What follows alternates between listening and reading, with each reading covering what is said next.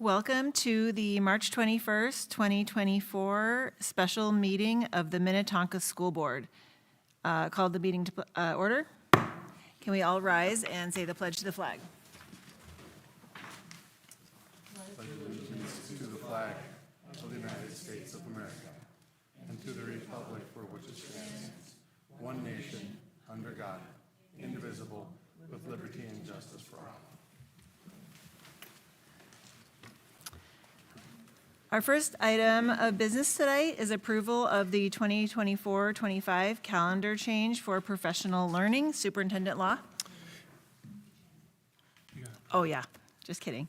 Can I have a motion to approve the agenda for the special meeting? Chris, is there a second? Second. Kemery? All in favor, please say aye. Aye. Any opposed? Motion carries. We have an agenda. Okay, now, first item on the agenda tonight is approval of the 2024-25 calendar change for professional learning. Superintendent Law? Madam Chair, members of the board, last year the board entertained the option to insert some additional staff development for our staff, switching from our late starts and early releases model to some full days.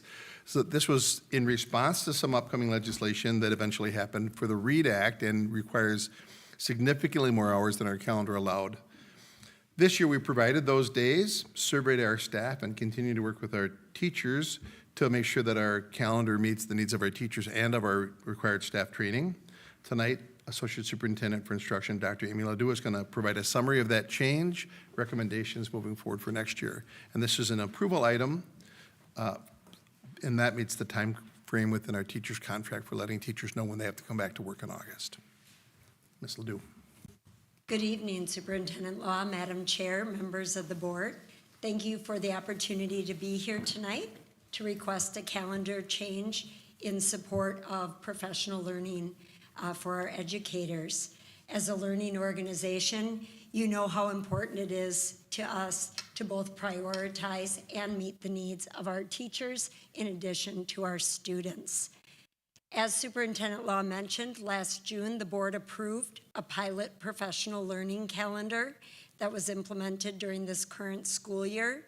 This change did provide us with 4 full job-embedded professional learning days that also eliminated the late starts and early releases that we had used previously to provide that professional learning time.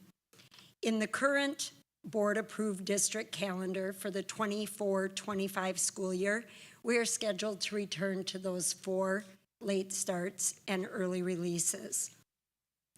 Given the significant adult learning needs in this coming school year, as Superintendent Law was mentioning, we are requesting that you dedicate 3 full days for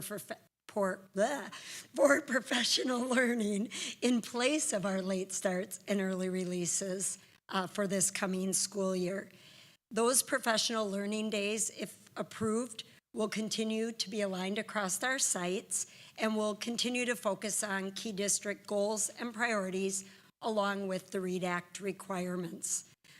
To determine the value of the days and the best dates to schedule professional learning, as Superintendent Law mentioned, we did gather stakeholder feedback.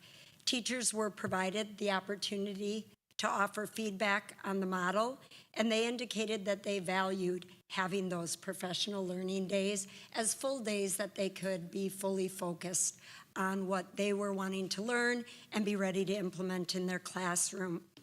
Additionally, we did ask teachers, parent leaders, and administrators about the best dates for professional learning for the coming year, and we asked them to think both in terms of what's family-friendly as well as conducive to the best opportunity for adult learning. Both the educators and the parents identified the same 3 dates as the best options. So based on that, we are proposing that in the 24-25 school year, we add August 26th as a professional learning day during workshop week. That would take place of the last student day, currently scheduled for June 11th at the end of the school year. Additionally, we would request November 1st and January 6th. Shifting these 3 student days to professional learning days still allows the district to meet state-required days and hours of instruction.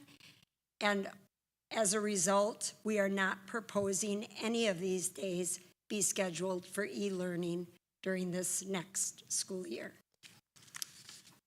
So with that, I'd be happy to answer any questions. Can I have a motion to approve the 2024-25 calendar change for professional learning? So moved. Mike, second? Second. Patrick? Any discussion, questions for Ms. Ledoux? Patrick? Could you just comment a little bit? I think we've discussed this in the past, but could you make just some comments about the difference between the early release or late start model and the full day model? Like what is the benefit that the teachers were seeing from moving to that model? Right. So one of the things that we often hear from our teachers on a late start or early release, one, the learning comes in a smaller chunk, but 2, they're either winding down and trying to wrap up the day and finish things up with their students, or they're gearing up for the day. And it's hard to be fully present as well as to have the opportunity really to carry that into practice. You know, it's a quick shift where in these full days, we're providing best practices for learning for adults, similar to students, where teachers have time to engage with their peers and collaborate around the learning, and then they have time to reflect and think about implementation. And we know that that creates the best conditions for students to transfer their learning into practice. Did that address your question? I think so. I guess the follow-up would be, is this a change that the teachers, I mean, it seems like from the materials that it's changed the teachers are receptive to and interested in. As this an example where we're listening to the teachers about how they want their professional learning delivered? Yes. So as a part of that survey, and I think I maybe glazed over that, we did ask teachers if they preferred late starts and early releases, or if they preferred those full days of professional learning. And over 500 teachers completed the survey, and they had a sliding scale of 0 to 10, and they were in favor of full days with a rating of 9 out of 10. So they greatly appreciated those. Our parent leaders also indicated that they strongly prefer full days over late starts or early releases, that those are less disruptive to families. Thank you. Yep, thank you. Sally? Thank you, Dr. Ledoux. I'm glad that the teachers have found this useful, and families also seem to be appreciating it. I have, since we're looking at the calendar and it's in the board packet, that's the supplemental page of the calendar, just a note on that. So I'm also appreciative of having the various holidays and observances noted. Could we perhaps put an annotation in there, something to consider, that, for example, for Jewish and Muslim religious observances, they start at sunset the day before, so that anybody who might be using this calendar would be aware to avoid scheduling on those evenings? Thank you Thank for you. that additional input. We'll share that with the communications team as well. Perfect, thank you. Any other questions or discussion? I would also just add that from what I've heard from students, they were strongly in favor of not having school the day after Halloween. So we can say that we heard that request as well. Yeah, we did also ask students about some best days, and I think you are correct that. And our elementary teachers, 90% of them selected that as their top choice. Yep, that sounds right. Any other questions or discussion? All right, so we have a motion and a second. All in favor, please say aye. Aye. Aye. Any opposed? Motion carries. We have a calendar. Next item on the agenda is an approval of the collective bargaining agreement with the MTA. Superintendent Law? Chair Sellinger, members of the board, tonight Ms. Flowers will provide a summary of our collective bargaining agreement and the process that we came to get it. Ms. Flowers. Thank you, Superintendent Law. Good evening, Madam Chair and members of the board. I am pleased to bring this tentative agreement between the district and Minnetonka Teachers Association before you tonight. The two-year agreement covers the contract period from July 1, 2023 through June 30th, 2025. The sessions between the district and the MTA were cordial, respectful, and productive. The agreement allowed us an opportunity to clean up some language, renew our MOUs, and create some new MOUs, memorandums of understanding. The financial terms of the agreement include step movement both years, including additional steps for our most senior teachers. And in addition to that, 4% added to the schedule each year of the contract, along with improvements to insurance and one-time payments off schedule of $2,500 in year 1 and $2,000 in year 2.